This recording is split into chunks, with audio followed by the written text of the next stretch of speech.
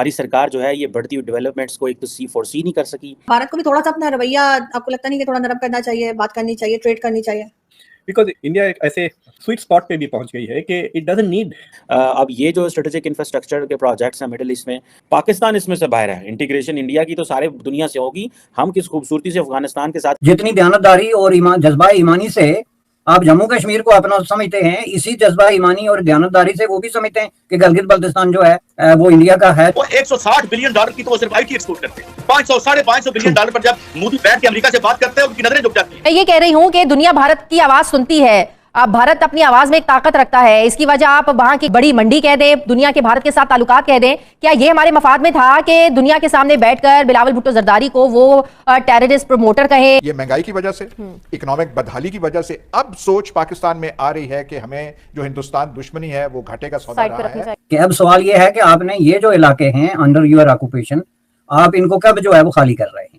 तो ये जो एक टिट फॉर टैट की बात ही हो गई ना। मुझे उनके वजीर खारजा की एक बात चुभी जब उसने हमारे डिविडेंड जो हमारे फॉरेन एक्सचेंज रिजर्व की बात की। देखें जो दुनिया की कम्युनिटी है उसमें इज्जत आपकी इकोनॉमिक माइट की होती है। आप वहाँ गए, आपको उन्होंने रख के बेइज्जती की, आपको उन्होंने जिसको कहते हैं कूड़े की करकट की तरह एक साइड पे किया। बात यह है कि वी वांट नो कनेक्शन। हम पाकिस्तान के साथ किसी भी किस्म का कोई रिश्ता नहीं रखना चाहते। तुम बेवकूफों को ये बात क्यों नहीं समझ में आ रही? We don't want you, get out. सच्चाई क्यों नहीं सुनना चाहते हम लोग? जब तक हम वो रिफॉर्म्स नहीं करेंगे कि हमें बेकारी की तरह ना जाना पड़े उनके सामने, कोई बेकारियों की इज्जत नहीं करता। और डूब के मरने का मकाम था जो हेल्थ स्किलफुल वर्कर है, जो कि एक रीढ़ की हड्डी होते हैं, जिनके पास 4 टके और एक वीजा है, वो हिजरत कर रहे हैं यहाँ से। क्या आप अमेरिका गए हैं या आप यूरोप गए हैं और वो भी अपना बेगिंग बोल लेके, और यहाँ भागे भागे इंडिया गए जहाँ उन्होंने आपको कहा कि get lost. Friends, welcome to my channel for another reaction video on Pakistan. तो इस वीडियो में देखिएगा पाकिस्तानी बोल रहा है कि इंडिया हमसे बात क्यों नहीं कर रहा है। देखिए बात क्यों नहीं कर रहा है, इसका बहुत सारा रीजन हो सकता है। जो मेन रीजन है टेररिज्म। इसके बाद बहुत सारा उनका जो पॉलिसीज है वो खराब है। रिसेंटली हमारा पुंछ में अटैक हुआ है। उसके बाद ये रिसेंटली जिस दिन यहाँ पे एससीओ का मीटिंग था 5 मई, उस दिन ही 5 जवान को शहीद कर दिया गया था। और पुंछ में आपको पता होगा 5 जवान शहीद हो चुका है, तो टोटल 10 जवान शहीद हो चुका है। तो इसके बाद मतलब आप सोच रहे कि इंडिया विल टॉक, ये होता नहीं है, ऐसा नहीं हो सकता, इट्स नॉट पॉसिबल। ठीक है, हाँ हो सकता है कि बिलाल भुट्टो को इंडिया से ह्यूमिलेट हुआ है, हाँ वो बिकॉज बिलाल भुट्टो ने काम ही वही किया था। एक्चुअली बिलाल भुट्टो किया था कि नहीं किया था मुझे नहीं पता, लेकिन रणदीप सरदेसाई ने उसको उसका मतलब उन्हें इंस्टिगेट किया था। उसके बाद जयशंकर साहब ने उनको रिस्पॉन्ड किया था। तो ये यही है सिचुएशन, और टॉक नहीं होगा। आई थिंक यहाँ से आप 70 साल या 80 साल ले लीजिए, तब तक तो नहीं होगा। और तब तक India almost I think second economy बन जाएगा वर्ल्ड में, आई थिंक चाइना के बाद, या हो सकता है कि चाइना के ऊपर भी जा सकता है, अदरवाइज वो चाइना के पीछे रहेगा, ऐसा ही आसपास ही रहेगा। तो तब तक तो पॉसिबल नहीं है। तो ये टॉक्स का हो गया। उसके बाद ये बहुत इंपॉर्टेंट है, integration of India with Arabs world. ये यूएसए का एक प्रोजेक्ट है। इससे क्या होगा, देखिए जो मिडिल ईस्ट में ना, मिडिल ईस्ट में यूएसए कोशिश कर रहा है कि अपना जो कॉन्फ्लिक्ट है ना उसको कम करे। उसका रीजन यही है, यूएसए आप वहां से निकाल के आना चाहता है ये इंडो स्पेसिफिक में स्पेशली ताइवान और चाइना को लड़वाना चाहता है। क्योंकि ये तो कंफर्म है, रशिया को देखिए, रशिया यूक्रेन में अब फंस चुका है। रशिया उतना चाइना को हेल्प नहीं कर पाएगा ताइवान के इशू पे। इसीलिए यूएस का भी इंटरेस्ट है कि आप वो जो अरब्स वर्ल्ड है ना, अरब्स वर्ल्ड में उसको जितना भी कॉन्फ्लिक्ट्स है उसको सब कम करो। आप देखिएगा कि सीरिया क्यों आता है सऊदी अरेबिया के पास, सऊदी अरेबिया क्यों सीरिया को एक्सेप्ट कर रहा है, राइट। ये सब चीजें जब आप सीरीज को डॉट से कनेक्ट करने की कोशिश करेंगे ना, तो you will get the answers, right. Objective वही है कि यूएस का जो मिडिल ईस्ट में ना उसका इन्फ्लुएंस थोड़ा कम करके वहां पे इंडिया को पुश करो, ठीक है। उससे होता क्या है कि मिडिल ईस्ट में यूएसए का जो छवि है ना वो थोड़ा बहुत अच्छा हो जाएगा, ठीक है। उसके बाद यूएस क्या करेगा, यूएस चाइना को इंस्टिगेट करेगा, और इसी टाइम में इंडिया भी अपना जो डेवलपमेंट है वो कर पाएगा। और मैं आपको बोल रहा हूँ, हाँ आप दुनिया में जितना भी कॉन्फ्लिक्ट हुआ है वहां से इंडिया को थोड़ा बहुत फायदा हुआ है, लेकिन ये जो चाइना और ताइवान में एक बार इशू स्टार्ट हो जाएगा ना, इंडिया को इमेंस फायदा होगा इधर से।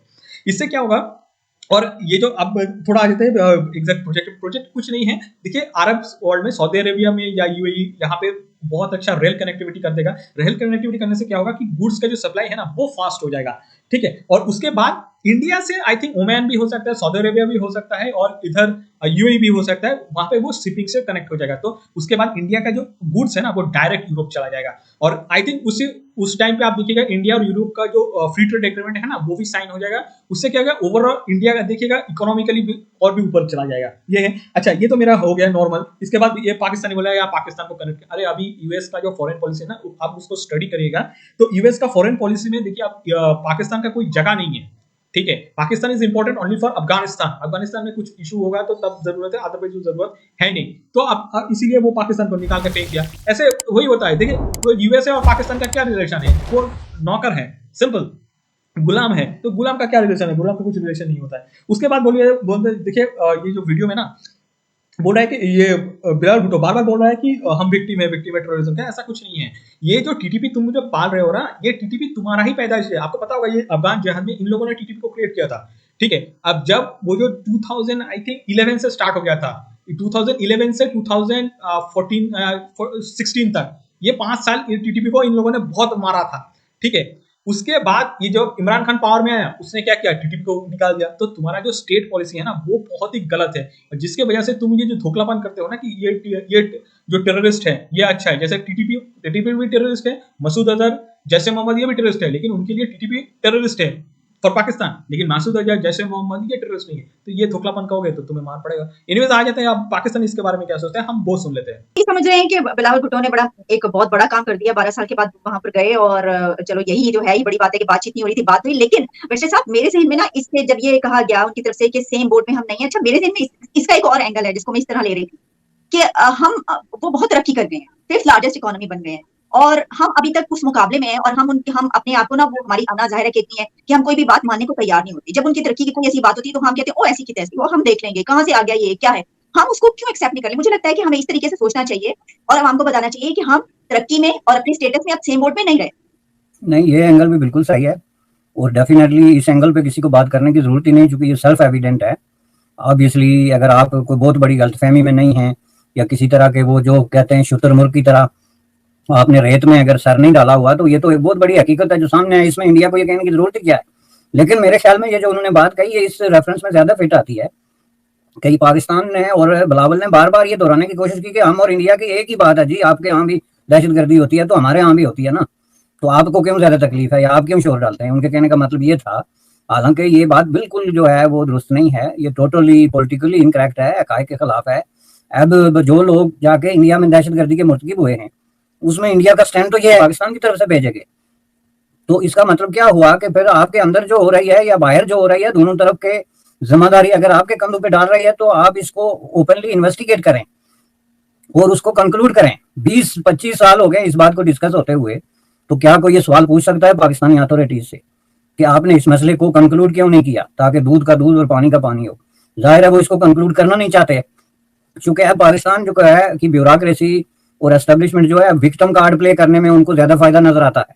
जहां कहीं दुनिया में दहशतगर्दी की बात होती है, जैसा कि मैंने पहले कहा, उस पर कोई स्टैंड लेने के बजाय वो कहना शुरू हो जाते हैं जी वो हम तो खुद इसका शिकार हैं, हम क्या कह सकते हैं। यानी इस तरीके से दहशतगर्दों को वो एक तरह की जो है ना ग्रीन चिट जो है वो दे देते हैं।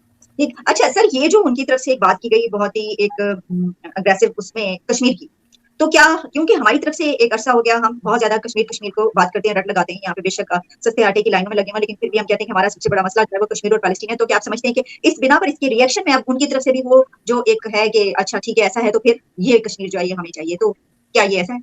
बिल्कुल ऐसा ही है जी, और ये आज की बात नहीं है, ये गुज़श्ता कहीं बरसों से आप देख रही हैं कि बार बार जो है वो मुख्तलिफ ओहदेदारों की तरफ से जो रूलिंग पार्टी के जिम्मेदारान हैं बयान आते हैं, कभी वज़ीर दाखिला की तरफ से आ गया। यूएस नेशनल सिक्योरिटी एडवाइजर जो है जेक सुलिवन, वो सऊदी अरब आ रहे हैं, जहां पे इंडिया के अजीत डोवल साहब और यूएई के जो नेशनल सिक्योरिटी एडवाइजर हैं वो भी पहुंच रहे हैं। अमेरिकन, अरब स्टेट्स और इंडिया के साथ मिलके एक ग्रैंड जो स्ट्रेटेजिक इन्वेस्टमेंट प्रोग्राम लेके आना चाहिए, जो कि एक मेजर इंफ्रास्ट्रक्चर प्रोजेक्ट होगा, जो कि गल्फ ममालिक को रेलवे के जरिए कनेक्ट करेगा इंडिया के साथ एंड शिपिंग लेन्स के जरिए कनेक्ट करेगा। अब जारी बात है कि सारे मिडल ईस्ट में तो चलेंगी रेलवे होगा, लेकिन इंडिया को वो शिपिंग लेन के जरिए कनेक्ट करेंगे। ये है वो पाकिस्तान की कमजोरी, नालायकियाँ, कि हमारी सरकार जो है ये बढ़ती हुई डेवलपमेंट्स को एक तो फोरसी नहीं कर सकी। इंडिया से हमने अननेसेसरी जैसे कहते हैं ना कॉन्फ्लिक्ट को इतना लंबा कर लिया कि आज जब हम बात भी करना चाहते हैं इंडिया से तो वो हमसे बात नहीं करना चाह रहे। आज देखें ना, उनके चीन के साथ 125 अरब डॉलर से ज़्यादा की अगर ट्रेड है, और अगर मामलात ख़राब नहीं हो रहे तो वो इस बिजनेस की वजह से। When you engage so much at so many multiple platforms